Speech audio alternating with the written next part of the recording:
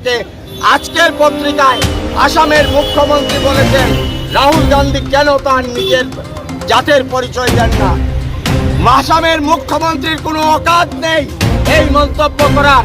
আমরা আসামের মুখ্যমন্ত্রীকে হাই হাই ধ্বনি দিয়ে হেমন্ত বিশ্ব শর্মা মুর্দাবাদ, হেমন্ত বিশ্ব শর্মা মুর্দাবাদ।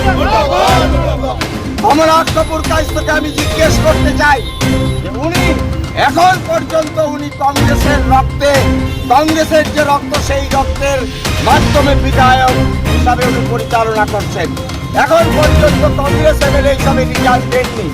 উনি যদি ক্ষমতা আছে, উনার যদি শরীরে রক্ত আছে, উনি যদি মানুষ হয়ে থাকেন, আজকে উনি কংগ্রেসের সদস্য, কংগ্রেস এমএলএশিপ থেকে উনি প্রত্যাহার করে রিজাইন দিয়ে ইলেকশন কন্টেস্ট করে আবার বিধায়ক হন, তাহলে আমরা মনে করব যে উনার